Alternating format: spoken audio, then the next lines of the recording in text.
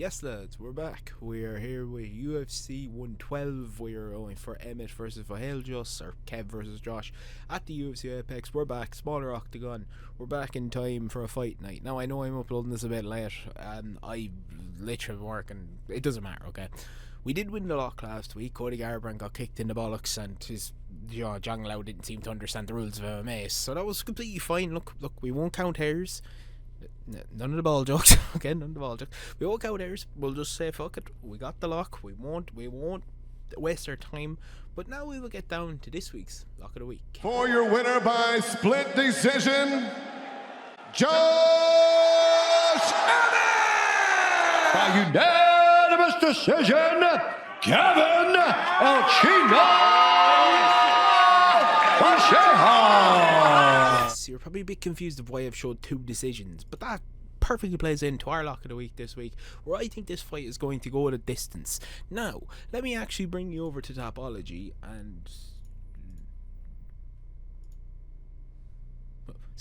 Let me bring you over to Topology and let's break this down. Break down Topology here, because I usually don't do this, but I think it's very important. So, Josh Emmett has a 10-6 record in the UFC, but you will realise something, that Josh Emmett has only lost once by TKO and two by submission. Now, I understand the odds here. I didn't look at this till today, I'll be 100% honest. I was working, I looked at it because I thought with Vallejos at 2-11, kind of thought it would be odds on to go the distance. It's not. Now, I understand why, because of course, Vallejos finished Giga Chikadze, which, okay, the finish was nice, but I do think a bit lucky by the simple fact that Giga basically got caught in the cage, and, you know, the spinning back fist landed, Giga was out.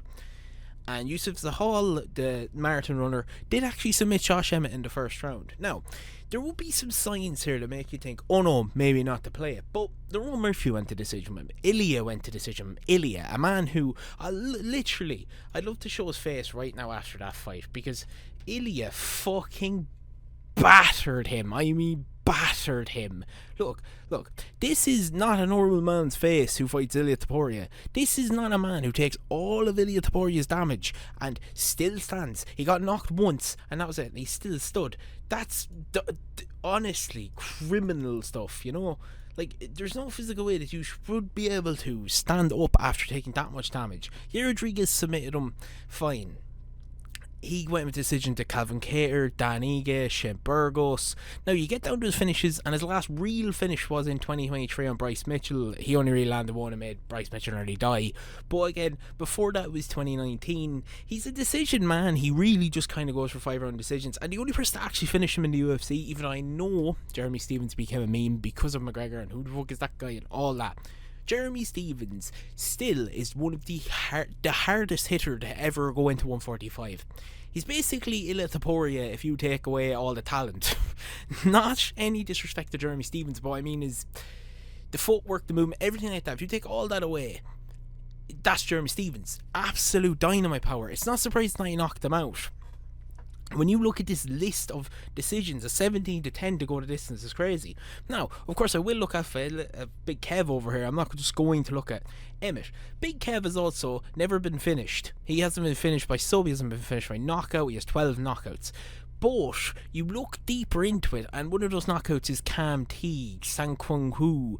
He went to decision with Danny Silva. I'm sorry, but that doesn't sit with me with confidence. You're going to decision with a lad who's...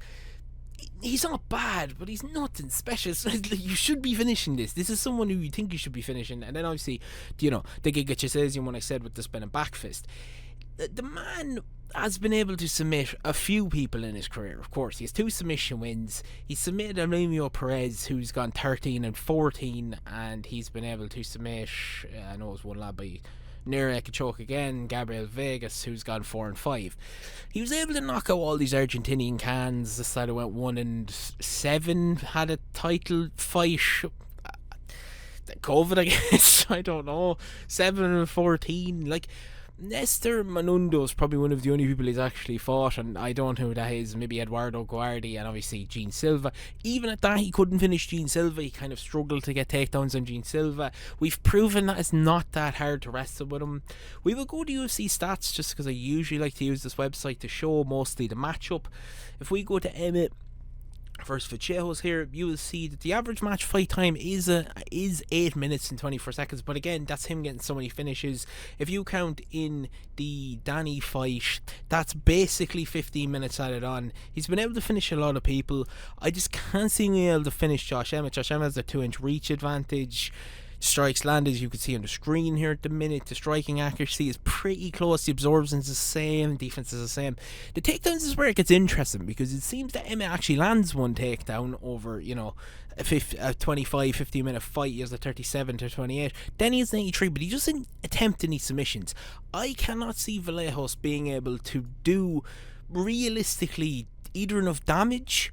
As you can see here, he has a few knockdowns, obviously, as he's finished all these people. And even in the Danny Silva fight, he did shoot 2 takedowns. They didn't really do anything looking at the tape. He wasn't trying to get anything. He was just trying to neutralize someone. And then, of course, Josh Emmett has a lot longer.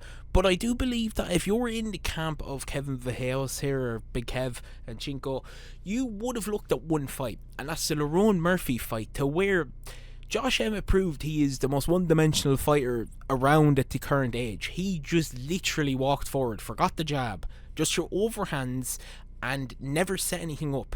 His leg kicks were okay once he discovered them around the 4th round, but it still wasn't anything special. If we look at the breakdown of this fight, again, it's another main event for the boys, so, if we could just look at the breakdown. Yeah, 35% of Lerone Murphy's strikes were to the legs. He started very, very early with that, The first round, look, this is how a fucking fight for Josh Emmett really goes. He wins about the first fight, he wins the 4th, and then the 5th. It's usually how it goes, is that he starts to get into more of these fights, he starts to land more, not win them, He just starts to land more and throw more as the fight gets later, as a fighter starts to tire out. The clinch is a very interesting thing of 2 to 10. That's what I can see a lot of this fight going with.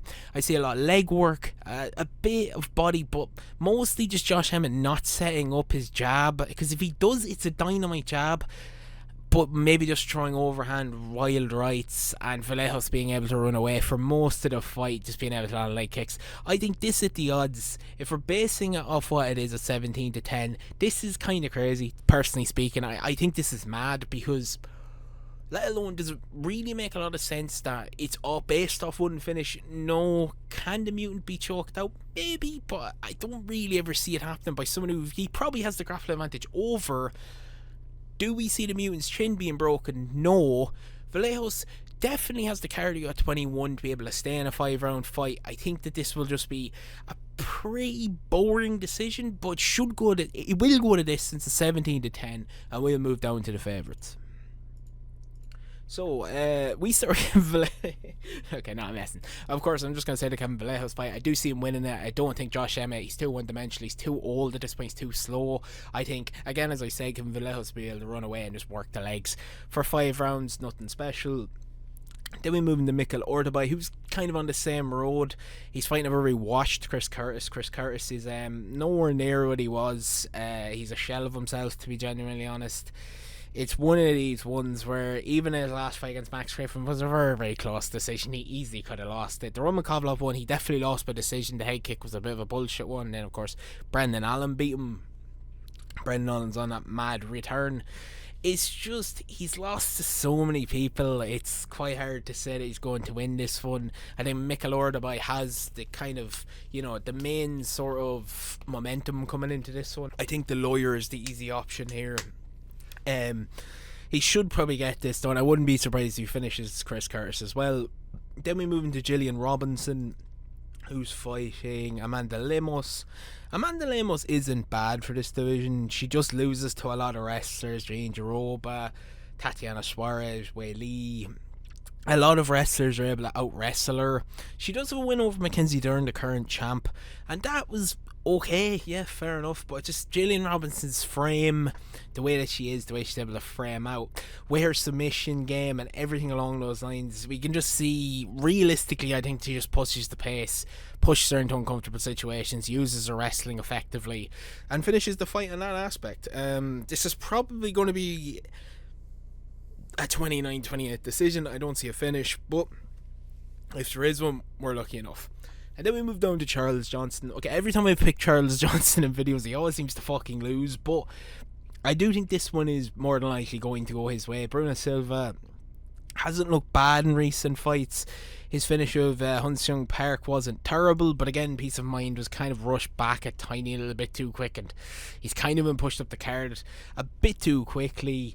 If we look at it realistically, he's lost to Cape, Van, Trigger, David Doverick, all real top 15ers, and I think Charles Johnston is another one who's a real top 15. He'll come into this fight. You know what, I'm actually going to say this. Yeah, Charles Johnson finishes Bruno Silva, I think, in rounds 1 or 2. I think he gets it done pretty quick. I don't think we waste too much time on it. I think he does it. But anyways, we'll move down to the underdogs, and we will start with the heavyweight Max Holloway. We will go with Stephen Aspan, the concrete man himself. Now, look, there's a lot of things to kind of consider in this fight. I've called Victor Petrino very, very, very green, is probably the best way to say it. I'm not going to call him bad, but I would say he's green. The Anthony Smith loss came from one of the stupidest mistakes I've seen someone do. He basically jumped into a guillotine. And then obviously Dustin Jacoby is able to finish him in the third round. He has a very strong chin. Thomas Peterson was also in his fight against him till he got caught because of being tired. Austin Lane is probably one of the only dominant performances you could say he had. But again, he's fighting an American football player with no wrestling. He was able to take him down and finish him pretty quickly.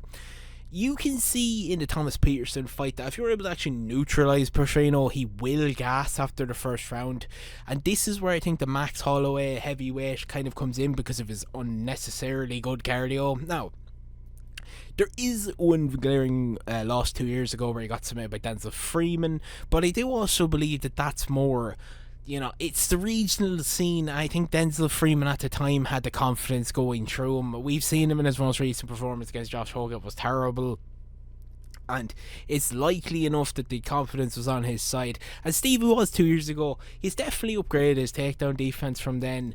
I think it's a very, very interesting aspect as we look at the matchup here. It's 4 minutes average fight time to 9:52. 6'2" versus 6'5". There's actually only a reach advantage of 1. It's 225 pounds fighting 260. That's quite interesting. Of course, Stevens' stats are going to be like 19, landed per minute, but that's obviously not true. But he has 100% takedown defense. Obviously, he hasn't faced the takedown, and Petrino goes for 3 in a fight. I have a feeling Petrino is going to gas here. This will get over a 1. He's going to gas, and then Steven will put the fucking pressure on him and crack him. I would go with... round 3 decision I think suits this fight perfectly. I think Steve Aspen comes in, cracks him in round 2, starts to break him down and gets him to break in the third and finish him with strikes. Then we move into Aiden Cutelaba. Now I'm going with Cutelaba more based off the fact that I think Omar Saiz has been proven as a bit of a... I'd really say maybe a bit overrated, considering he's only beaten Taco Tonko's Dan Wan Jan and Benson Ribeiro inside the UFC. He lost to Alonzo Manafield pretty comfortably, to be honest. Alonzo Manafield kind of exposed him as someone who didn't really look like he was ready for top 15 level, which is kind of odd to say in light heavyweight because there's barely any fighters in it. If we go over and look at the stats of this one, more to the simple fact that I'd like to see the stats of Omar Saiz himself.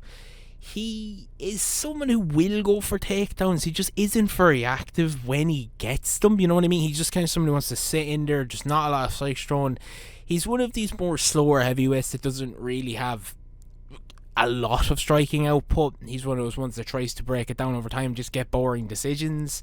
Cutelaba to me is someone who can actually really undo that. You know, Cutelaba can come in here and create a lot of chaos early. I actually think Cutelaba comes in here and cracks him early and it starts to land a few takedowns to kind of upset the rhythm. I do think Omar Saiz is probably someone who should just stick to Paris cards where, he'll probably get cheered for at least being as boring as he is. So yeah, I'll go with Cutelaba to win it 29-28, and we'll move into the last one, who was almost a lock. I will reveal he was almost a lock, Andre Fili, but there is a few holes. I love Andre Fili, he's one of my favourite fighters, but there is a few holes here I'd like to point out. Jose Delago is very good for the first 5 minutes. That's been proven in his fight with Nathaniel Wood. Both these have lost to Nathaniel Wood. They both knocked down they both knocked each other down inside those fights. It's just Jose Delago was someone to me who is so used to knocking lads down and finishing them off the regional scene that he just blows the load. And I do believe that if he blows the load here and starts to slow it down like he did in the Nathaniel Wood fight, there is a chance that Andre Fili can pick him apart like the veteran that he is. Andre Fili has been in the UFC for almost 10 years. We could sit here and go, oh, that's not that impressive, but it is. He's been in the UFC since 2013. That means that the man's been here for 13 years. You have to be good to be able to stick around. Now look, I will point out something that a lot of people always bring up, that when he wins a fight, he loses a fight, which is actually very common on his record. I'm not really sure why, but I do think this will be a completely different situation.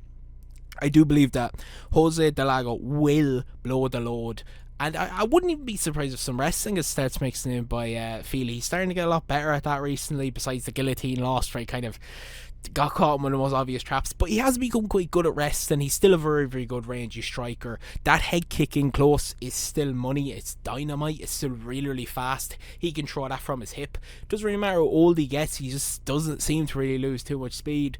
I can see this being 29-28, not the robbery of like the decision of a C-Rod fight where he clearly won 30-27, but a 29-28 Andre Fili, I can see it landing. So yeah, that's going to be it. So if you did enjoy the video, oh sorry, let me take this off, and let me just actually say, the Akape's back 42, I just can't throw it into videos, YouTube's being YouTube. But if you did enjoy the video, please hit the like button, hit subscribe, and I'll see you in the next one. Peace.